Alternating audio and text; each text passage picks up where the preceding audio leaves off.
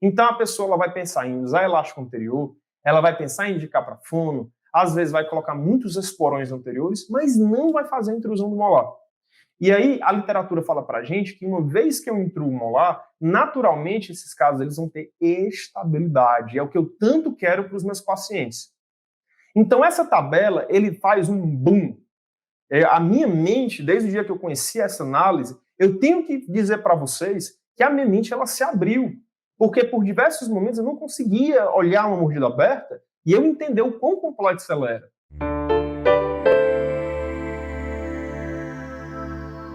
Boa tarde a todos que estão por aqui. Para você que não conhece, aqui é um canal que a gente fala sobre ortodontia avançada, sobre novas técnicas ortodônticas. A gente possibilita ao ortodontista esclarecer diversas dúvidas sobre ortodontia, limitações em que a gente conquista a partir de novos dispositivos.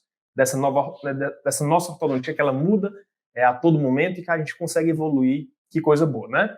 Então, seja bem-vindo à Orto Marçal. A gente está nessa onda, né, da imersão MAC 10 e essa ortodontia nova que a gente quer apresentar para você é uma ortodontia que a gente trata de casos simples a complexos, em uma média de 10 manutenções, podendo alavancar o nosso faturamento no consultório também. E a gente quer te convidar a conhecer cada vez melhor os nossos vídeos e fazer com que você entenda que existem possibilidades de ortodontias mais rápidas e ortodontia que eu conquisto resultados positivos em menos tempo. Professor, isso é possível? Sim, é uma ortodontia em fio de Naitai, em que eu consigo entender diversas mecânicas em que eu conquisto resultados em fio de Naitai. Existe uma explicação biomecânica para isso. Caso você não conheça o nosso canal, a gente tem diversos vídeos que explica diferentes temáticas em fio de Naitai e te possibilita a tratar casos. E a gente está aqui para tirar à disposição, também estando à disposição para você poder fazer perguntas, tá certo? Pessoal, outra coisa que a gente queria esclarecer é que a nossa live, ela fica também gravada, então caso você esteja aí e não vai poder acompanhar toda ela, a gente fica à disposição também para que você possa estar acompanhando esses vídeos posteriormente e poder também mostrar para colegas seus, tá certo? Então, qual é o tema de hoje? O tema é não sabia planejar até que. Então, é um relato também para falar sobre a minha experiência. Então, a minha experiência em ortodontia, ela é muito forte em conhecendo a mecânica convencional. Essa mecânica convencional, ela é toda concentrada em fio retangular e conhecendo novas possibilidades de um fio, uma mecânica em fio redondo, fio de Naitai, em que eu consigo antecipar e até tornar mais clara essa ortodontia. É isso que a gente quer mostrar para você. Então, o tema hoje é não saber planejar. Esse é um tema que, sabe por que é tão curioso? Porque diversos colegas dizem, professor, esse é o meu principal ponto de Aquiles. Professor, eu tenho habilidade. Professor, eu sei fazer. Quando me ensino a confeccionar uma peça, eu de prontidão eu aprendo, ou eu me esforçando eu entendo. Então, a minha maior dificuldade, professor, não é nem a habilidade. Professor, eu vivo de ortodontia. A minha maior questão é o planejamento. É isso que a gente quer conversar hoje com vocês, porque eu vejo que também é uma limitação muito grande de muitos colegas ortodontistas meus, né? A gente que é da área da odontologia, impressionante como a gente conhece muitos ortodontistas, né? E diversas vezes o que eu percebo dos colegas é essa grande dificuldade. Bem, é a dificuldade de todos, né? Mas se a gente consegue esclarecer muitas dúvidas, certamente a ortodontia ela consegue se simplificar, tá certo? Então, vamos lá. Então, a apresentação de hoje sobre não sabia planejar até que, pode passar, João, por favor, para o próximo slide.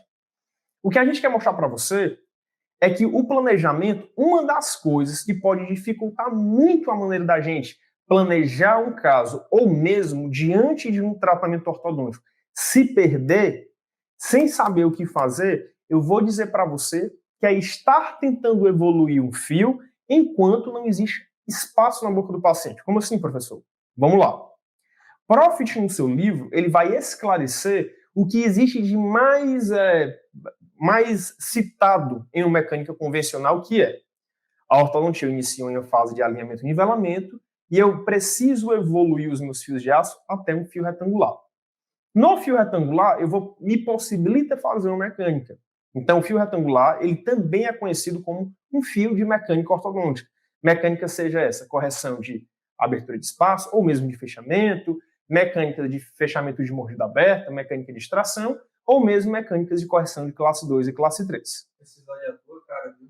Hã? Esse slide é ator, cara. Ah, é? Então é. Esse slide, quem já assistiu a aula diz assim... Quem já viu aula, quem já viu qualquer aula que fala sobre as mecânicas antecipadas, com certeza já viu esse slide. Com certeza conhece esse slide. É a sua cara. Diga assim, não tem como não conhecer, né? E o que eu acho mais interessante mostrar esse slide, pode passar, é porque a partir do momento que eu entendo sobre diferentes biomecânicas em mini-implant, diferentes biomecânicas, a gente, de prontidão, a gente entende que não se amarrar para fazer biomecânica em fio retangular, eu consegui antecipar, mas eu consigo entender as mecânicas, né?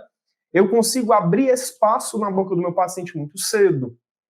Eu consigo corrigir a curva de speed do meu paciente muito cedo. E o desenvolvimento da ortodontia, da correção, ela acontece de uma maneira muito mais clara. Então, qual é uma das principais questões que, quando eu comecei a ortodontia, eu estava muito entravado nos planejamentos, entravado no desenvolvimento dos tratamentos, era não estar abrindo espaço antecipado, muitas vezes pensar até em desgastar antecipadamente e por não ver uma evolução, me perder. De fato, a ortodontia, João, você vai ver que ao longo do tratamento, quando você começa a tratar um caso, no meio do caso, muitas vezes, você faz replanejamentos, né? Você modifica pequenas questões. Muitas vezes, não é o que o seu planejamento vai mudar, mas algum detalhe ele muda, né? Dependendo da resposta do nosso paciente. Mas a abertura de espaço, ou seja, eu distalizar um molar antecipadamente, fazer uma expansão, de fato é o que vai se tornar um diferencial. Pode passar? E dentro do planejamento tem uma característica que para mim é fundamental para que você compreenda, para que você consiga tratar o seu paciente. Vou mexer aqui no mouse, João. Tá certo? Então, para mostrar para as pessoas aqui. Então, quando a gente vai fazer um levantamento de quais as demandas, quais os problemas que o nosso paciente tem, certamente o que é que vai acontecer? Eu vou entender que nessa demanda eu vou lembrar das três dimensões, dos três planos, né? E certamente eu vou ter que fazer uma avaliação transversa, sagital e vertical também. Por que a gente destaca isso para vocês com tanta característica? Porque a mecânica convencional em fio retangular, ela normalmente vai tratar esses problemas em fases diferentes.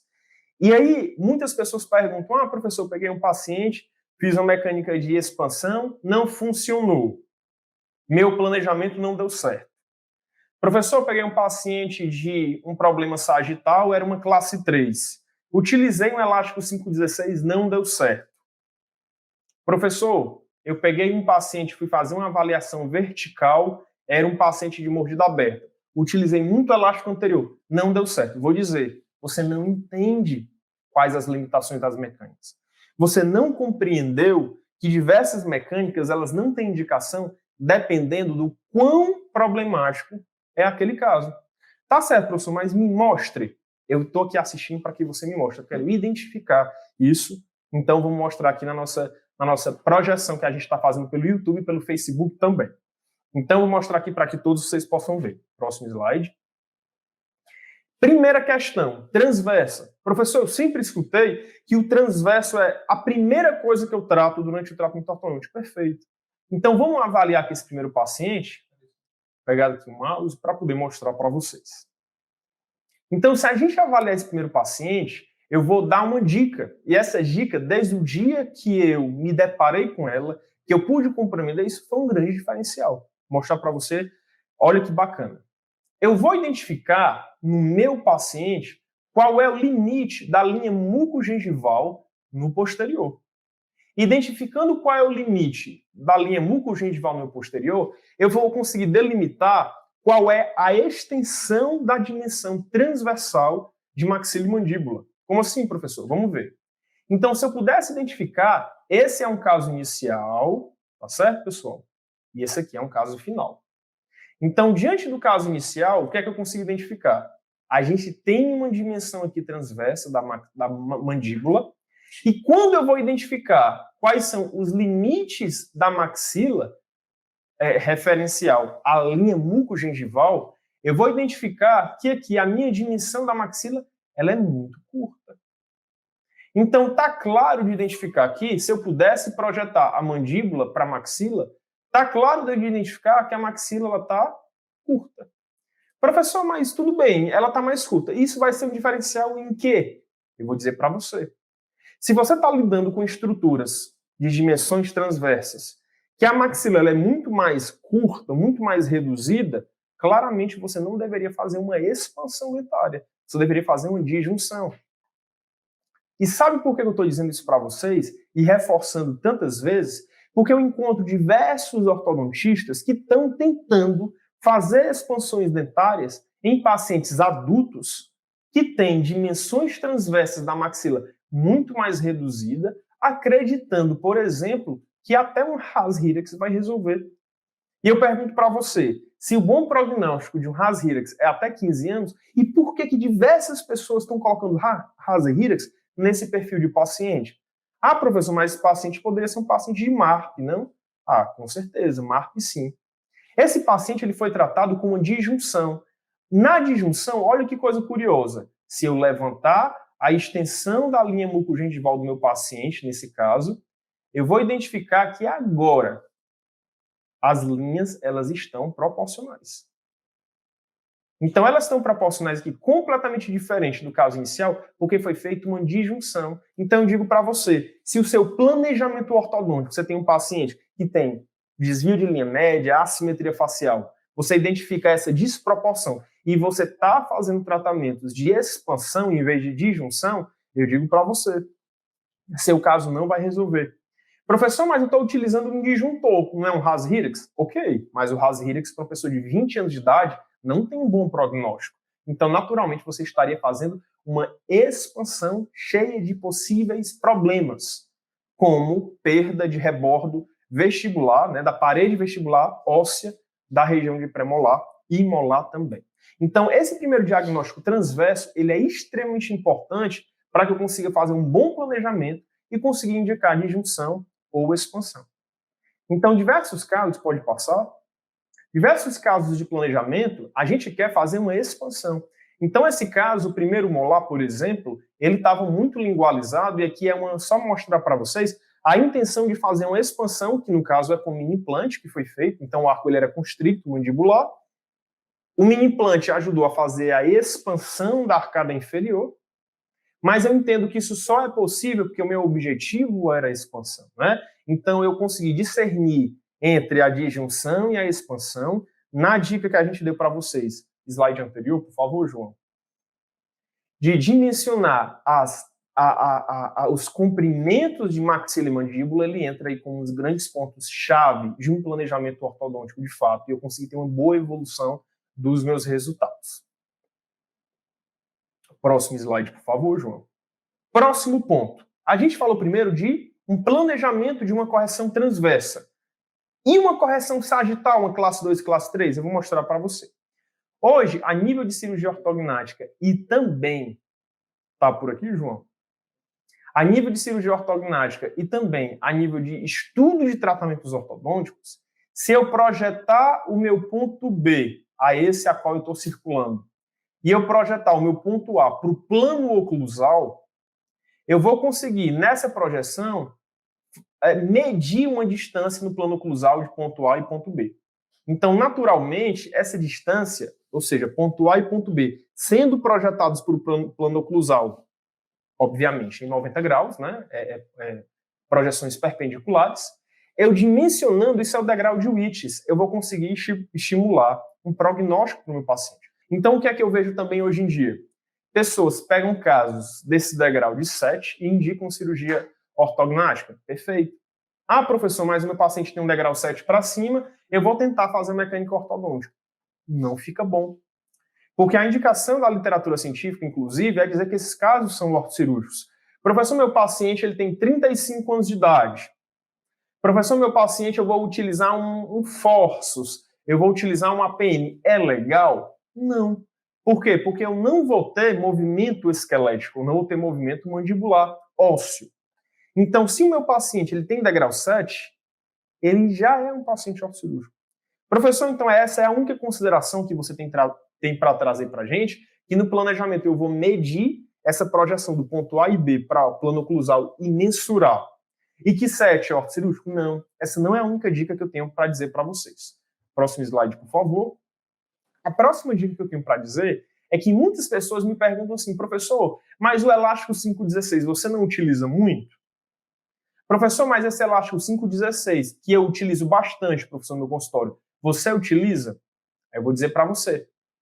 Eu utilizo o elástico 5,16 em pequenos problemas sagitais, ou até moderados, em pacientes que têm degrau de Whitts baixo. Se você aplica ortodontia, se você é um ortodontista, certamente você já tem resultados no seu consultório e você já pode presenciar que o elástico 5,16, mesmo que ele seja utilizado por muito tempo, em casos que tem uma complexidade um pouco maior, ele já não responde. O elástico 5,16, ele tem duas complexidades. Primeira, o paciente ter que usar a colaboração, e a segunda é que a biomecânica desse elástico, ela pode trazer alguns efeitos adversos, como a extrusão do molar. Então, eu só vou utilizar ele em casos muito previsíveis, como é o caso dessa paciente. Essa paciente, ela tem um degrau de Whitts muito baixo. Essa paciente, ela tem diastema em região distal de canino, que para a gente caracteriza como algo muito bom para utilizar o 5,16. Já que eu tenho espaço na distal do canino, no momento em que eu utilizo esse elástico, naturalmente o meu canino ele vai para trás, tá certo? Então, se me perguntam, professor, elástico 5,16, você utilizaria em um paciente? Eu vou lhe dizer que se o paciente for um degrau de 0 a 4, eu posso pensar. Se o paciente for acima de 4 milímetros nesse degrau de Whitts, eu já não me proponho a fazer. Você quer saber por quê? Porque, como é falado na avaliação, o degrau de Whitts 0 a 4 ele tem um bom prognóstico de correção. E o elástico 5,16 ele teria essa indicação. Professor, e se o paciente ele não é um paciente até 4, se ele já é mais de 4 ou até 7 milímetros, o que você faria? Eu utilizaria cursores, jigs. Então, o jig, pessoal, tem vários tipos de jigs na literatura científica. O jig que a gente muito utiliza na nossa escola é de um professor chamado João Rodrigues. E o nosso objetivo com o jig, por exemplo, é para uma ancoragem inferior, na hora que eu utilizo um elástico, ele concentrar as forças em quê? No molar. Então, a minha distalização, ela não vai concentrar força no canino, ela vai concentrar força no molar, aquele dente mais resistente da boca. Então, se eu estou lidando com um paciente que na avaliação de Whitts, ele tem um degrau 7 para cima, ele é ortocirúrgico. Se o paciente ele é de 4 para cima, o ideal seria a gente fazer mecânicas para jig, porque a força do elástico, ela mexe com o molar. Bem, você já deve ter escutado muito falar que a mecânica, de fato, ela é uma mecânica que eu quero fazer distalização de molar por diversas vezes. E na filosofia da escola com a gente acredita, essa distalização tem que ser feita quanto antes. Professor, e esses jigs podem ser utilizados em quais fios? Se você tiver uma boa ancoragem, ele pode ser utilizado em fio de Naitá redondo, porque a força dele é concentrada no molar. Professor, e o plano do meu paciente? Esse fio planificado, ele não se altera muito? A força é no molar, é no último dente da boca. Então, a gente vai falar que a deflexão, como é na extremidade do fio, ela é pouco significante. Professor, e o molar? Esse molar, ele pode ter alguma extrusão? Eu vou dizer para você que a própria mastigação, na grande maioria dos pacientes, ela controla. Qual seria a problemática daí? Um paciente muito dólico-cefálico. Aí o paciente muito dólico-cefálico, eu quero fazer outro tipo de distalização que não seja, muitas vezes, talvez um jig, ou um paciente com tendência de mordida aberta. O que é que eu faria? Eu vou mostrar para você agora. Em vez de utilizar um jig, eu utilizaria um mini implante em cima de um segundo molar e eu iria fazer a distalização com intrusão, jogando esse molar do elástico em cadeia direto para o mini implante, porque eu vou fazer a distalização e a intrusão. E olha que bacana. Em pacientes que têm boa borda-wala, esses molares também tendem a vestibularizar. Você quer essa vestibularização? Professor, eu não quero essa vestibularização. Então, você vai ter que colocar 2 mini implantes pela palatina ou uma barra transpalatina para segurar o transverso. Então, o que eu estou mostrando para você é que trabalhar com distalização de molares para correção de problemas sagitais, classe 2 e classe 3, seria uma excelente oportunidade para você estar abrindo espaços antecipados e corrigindo uma classe 2 ou uma classe 3 de prontidão logo no início de um tratamento. Professor, e você costuma fazer isso? Muito. É uma prática clínica muito frequente. E aí, o quão antes você conseguir aplicar GIGs no seu paciente para tratar esses casos, por exemplo, de classe 2 degrau 4 a um degrau 7, seria maravilhoso. Por diversas vezes, eu até prefiro fazer GIGs relacionados a mini implantes.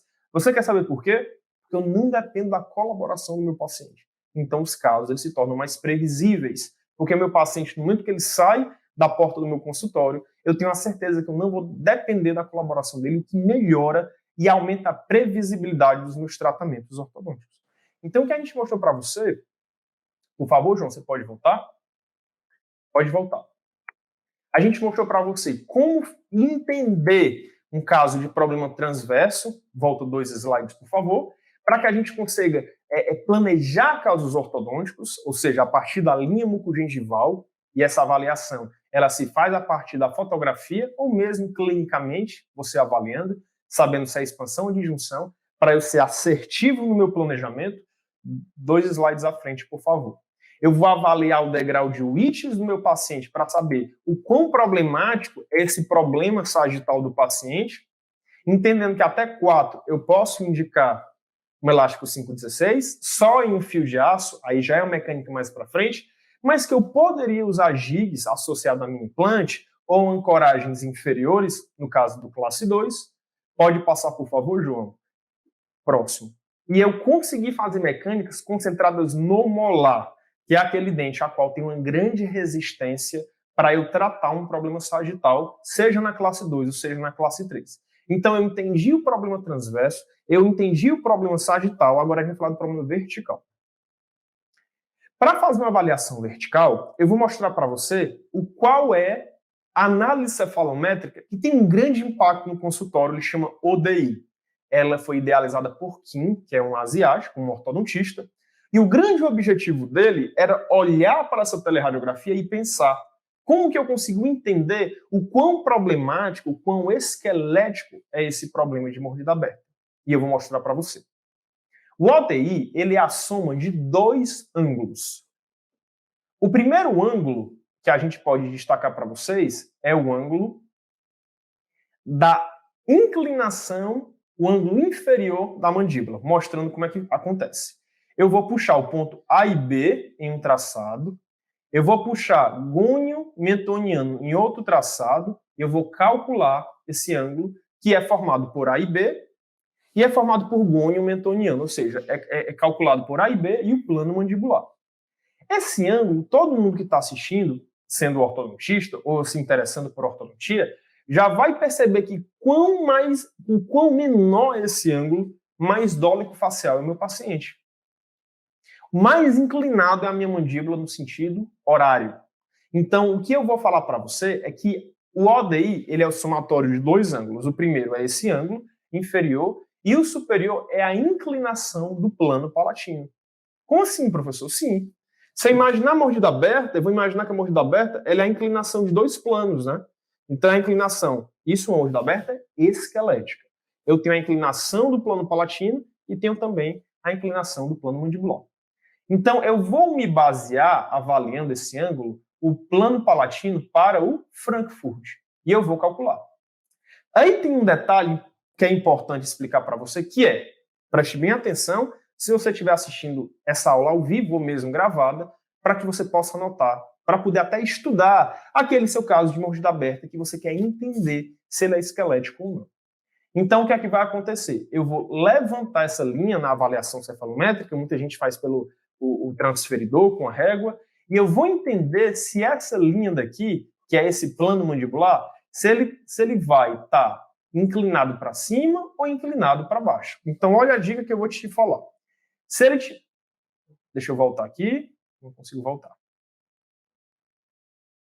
Se eu conseguir inclinar, eu vou pegar daqui para apagar. Voltar aqui. Pronto. Deixa eu apagar aqui. Voltar para cá. Pronto, consegui, pessoal. Deixa eu pegar daqui para poder mostrar para vocês. Vamos lá. Se o ângulo, na hora que ele é levantado do plano palatino, ele inclinar para cima, ele é negativo. O cálculo, o ângulo é negativo. Se ele inclinar para baixo, ele é positivo. Ou seja, aqui eu vou calcular o número desse ângulo inferior.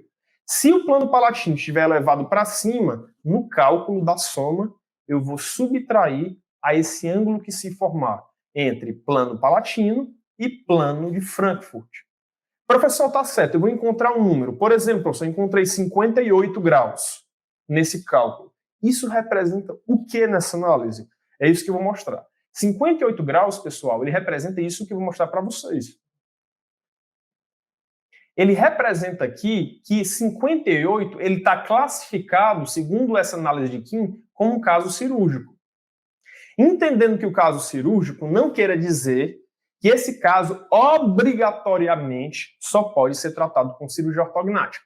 Ele quer dizer que, de fato, o paciente apresenta características esqueléticas que seria compatível a indicar uma cirurgia, mas que a gente, em ortodontia, a gente também conseguiria tratar de uma forma ortodôntica, entendendo que a gente não vai mudar a estrutura do rosto do paciente. A gente vai fechar a mordida aberta. Então, eu vou mostrar para você. Entendendo que o meu paciente, ele nessa escala que vocês estão vendo, que ele vai de mordida profunda a caso cirúrgico severo. O caso cirúrgico severo seriam, de fato, os pacientes que a gente quer levar para a cirurgia ortognática praticamente de maneira predominante. Não é? A gente não vai pensar em ortodontia na grande maioria das vezes. Então, quanto mais essa análise do meu planejamento, em que eu não entendia no passado, ele caminha para o lado esquerdo dessa graduação, dessa classificação, eu vou entender que o meu caso ele precisa ter intrusão de molares de uma maneira predominante. Mas sabe o que é que eu vejo por aí? Que as pessoas elas planejam, e eu já pensei dessa forma também, que utilizar elásticos na região anterior poderia ser uma possibilidade. E quanto mais para a esquerda é o meu caso, mais eu entendo que eu preciso fazer intrusão de molares superiores, principalmente, de molares superiores, principalmente, e de molares inferiores também, principalmente nesses casos mais problemáticos de mordida aberta. Isso é tão importante a gente entender, porque cada vez mais a literatura científica tem mostrado o seguinte. Olha, deixa eu te falar que coisa bacana. A alta recidiva de casos e de tratamentos de mordida aberta, ele vem da falta da intrusão do molar durante o planejamento que os ortodontistas fazem. Então, a pessoa ela vai pensar em usar elástico anterior, ela vai pensar em indicar para fono, às vezes vai colocar muitos esporões anteriores, mas não vai fazer a intrusão do molar. E aí, a literatura fala para a gente que uma vez que eu intruo o molar, naturalmente, esses casos eles vão ter estabilidade. É o que eu tanto quero para os meus pacientes. Então, essa tabela, ele faz um boom. A minha mente, desde o dia que eu conheci essa análise, eu tenho que dizer para vocês que a minha mente ela se abriu. Porque por diversos momentos eu não conseguia olhar uma mordida aberta e eu entender o quão complexo ela era. Bem, os nossos pacientes dólicos, de fato, são os mordidas abertas mais complexos. Mas essa tabela me dá uma graduação de complexidade. E por diversas vezes, por exemplo, até os casos cirúrgicos, eu preciso fazer alguns desgastes nos molares posteriores, pontos de contatos muito marcados, ao final de um tratamento, ao final de uma mecânica de intrusão, para eu conquistar uma oclusão mais fechada, já que o paciente não vai fazer cirurgia ortognática, porque assim foi acordado junto com o mesmo. Então, essa tabela ela é clara nesse ponto. Então, eu vou te mostrar um caso. Entendendo que essa tabela ela se aplica, entendendo que esse caso ele gradua a complexidade de mordida aberta para mim, eu vou mostrar um caso que eu compartilhei algumas dessas imagens no meu Instagram, mostrando casos de antes e depois desse caso, que é uma paciente de retratamento que não aguentava mais ser tratada por diversas vezes e a mordida aberta sempre voltava. Ponto 1. Se uma paciente é de retratamento de mordida aberta, ou mesmo um caso que não precisa nem ser retratamento, é um caso mais complexo de mordida aberta, essa paciente não é que ela vai escolher fazer fonoaudiologia. é um caso obrigatório de fonoaudiologia. Pode passar, João, para a gente ver. Então, o que a gente vai identificar é que essa paciente, ela apresentava-se como um caso muito difícil de correção de mordida aberta. Em 10 manutenções, a gente conseguiu tratar a classe 2 dela, como vocês podem observar por essa imagem. A paciente ela tinha uma relação de classe 2 e ela também tinha uma relação de mordida aberta. Algumas pessoas falam, professor, mas eu consigo observar outra coisa. Porque durante essa apresentação você está falando de 3 dimensões. Você está falando da mordida aberta, você está falando do problema transverso, que é a maxilar trésica, e você está falando do problema sagital, que é justamente a relação classe 2. De fato, eu consigo avaliar por aqui, nessa região daqui, eu consigo avaliar que o paciente ela tem características de atresia maxilar, principalmente de canino para primeiro molar. De canino para primeiro molar, em uma relação onde os dentes, eles estão com tendência a topo a topo. E aí eu penso, se eu vou fazer um mecânico no molar, em que eu quero tratar a mordida aberta, porque eu identifiquei que ela é um caso muito difícil de mordida aberta, a partir da classificação de ODI. Eu fiz uma classificação de Whitts, que é a sagital, e eu vi que essa paciente, ela não é um caso cirúrgico. Ela é um caso de bom prognóstico de tratamento de classe 2. Excelente. Eu sei que ela vai ter uma boa resposta à minha mecânica. E a nível transverso, eu consigo observar, pegar aqui, João, mais uma vez, por favor, eu consigo observar, a partir da classificação, que a linha mucogengival dela se encontra nesse ponto, e na avaliação clínica, a linha mucogengival dela estaria aqui. A mesma coisa, a imagem ela não está ajudando muito a gente, mas essa avaliação, inclusive, foi feita clinicamente, e ela tem uma compatibilidade das linhas mucogengivais a nível transverso. O que é que isso quer dizer? Essa paciente é uma atresia puramente dentária.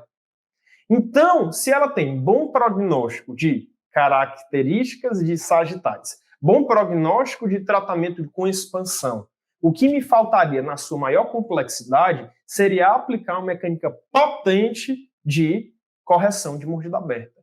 Então, o que é que foi feito para essa paciente? Que ainda é biprotrusa. Foi pensado todo um tratamento de intrusão de molares com distalização, em que foi feito várias adaptações, inclusive pequenos desgastes interoclusais em região posterior ao final do tratamento, para a gente conseguir fechar essa mordida, em que, segundo a paciente relatos, ela não conseguia fechar em nenhum outro tratamento. Mas eu vou dizer para vocês, ela utilizou muito elástico anterior em fio retangular, muito elástico anterior. Olha que interessante que eu vou mostrar para você. Os muitos elásticos anteriores que ela usou contribuiu, mas eu não posso dizer que foi só essa causa, para a paciente ter muitas recessões gengivais nas regiões anteriores.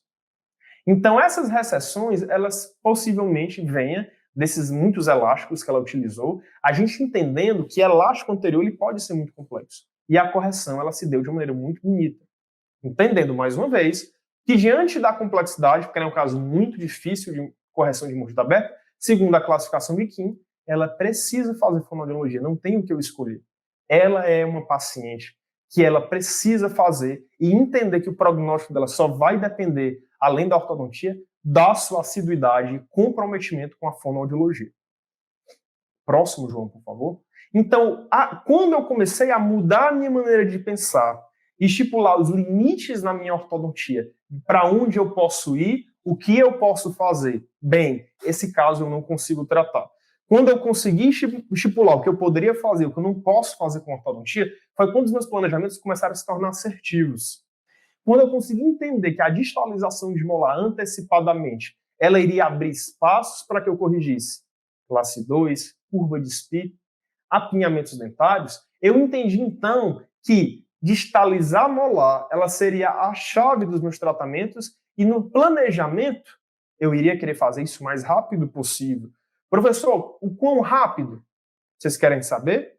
No mesmo mês em que eu monto o aparelho. Se tem muitas pessoas que estão assistindo agora, que são dentistas ou mesmo ortodontistas, que foram ou são pacientes aqui do consultório da Odonto Harmony e sabe que uma vez que eu monto todo o aparelho, eu já instalo a mecânica, porque são mecânicas específicas para a abertura de espaços em tratamentos e modelos de ortodontias antecipadas. Professor, e o que é a chave do seu tratamento, além dessa ortodontia que você diz, que você vai abrir espaço antecipadamente? Vou te mostrar. São mini implantes extra-alveolares. Então, eu posso até afirmar para você que aqui hoje no consultório, de 60% a 70% dos meus pacientes vão ter mini implantes extra-alveolares. Por quê? Porque eu quero tornar essa ortodontia antecipada. Eu entendo que a distalização de molar e os gigs só poderiam ser colocados por diversas vezes associados a mini implantes de uma maneira antecipada, porque eu quero muitas vezes trabalhar a distalização de molar. E eu consigo, por diversas vezes, também trabalhar o que a gente falou para vocês, expansões. Eu consigo trabalhar intrusões. Professor, calma aí. Deixa eu ver se eu estou entendendo. Eu tenho esse mini implante extra-alveolar que está sendo mostrado aqui na imagem, em um caso clínico, que inclusive você postou, professor, recentemente esse caso, no seu Instagram, não foi isso? Exatamente. Então, esse mini implante extra-alveolar, ele está em região de molar. E a partir dele eu vou conseguir fazer, por exemplo, um gig em que eu pudesse fazer uma distalização de molar. Eu poderia, a partir de um fio dos dois molares, trabalhar mecânica de intrusão e também de expansão. E eu consigo pensar em propostas, estratégias e correções em 3 dimensões. Por isso que o meu planejamento ele já se inicia ele já vem muito do início do tratamento, em que os fios de Night eles podem ser utilizados. Ah, professor, então você não utiliza muito elástico 516? Não. O 516 ele é a grande minoria dos tratamentos sagitais de correção de classe 2 e classe 3 aqui do consultório. Quase sempre a gente vai utilizar mini implantes, distalizações para mini implante ou distalizações para gig, na sua quase grande maioria. Associado muitas vezes às alavancas, que não ainda é o objetivo da aula aqui falar, mas que são alavancas que corrigem curva de SPI associadas também. Então, com o fechamento desse momento de hoje, a gente quer dizer para vocês, assim, pensar planejamentos previsíveis, mais uma vez, é entender o que eu posso fazer, entender se aquela limitação não é cirúrgica, porque o que é que vai acontecer? Que nem a colega que eu recebi há pouco tempo aqui no consultório, nessa semana, que ela veio de um colega e ela estava me explicando que está há quase 4 anos de tratamento e que ela não vê uma melhora de correção de mordida cruzada posterior. Segundo a paciente, o relato dela é: doutor, já foi pensado várias coisas, já utilizei aquele aparelhozinho do céu da boca, eu já utilizei uns elásticos de cima para baixo, mas quando a paciente sentou no consultório, que eu fiz uma avaliação, o que é que eu pude perceber? Ela tem uma limitação transversa da maxila. A linha mucogengival dela é mais reduzida. Gente, não adianta. Se a maxila dela é reduzida em relação à mandíbula, eu posso utilizar 1/8, eu posso fazer mecânicas de quadrihélice, eu posso fazer o que eu quiser. Esse dente não vai sair para fora do osso, ou vai ter uma grande vestibularização com recessão gengival. Então, o que está faltando no nosso planejamento é a gente entender o que é possível ser feito. E uma vez que a gente entenda, a gente possa partir para mecânicas que funcionem, como, por exemplo, os casos que eu estou mostrando para você. Tá certo? João? Teve pessoas que comentaram? Vamos ver aqui os comentários de hoje. Pessoal, eu sempre costumo falar...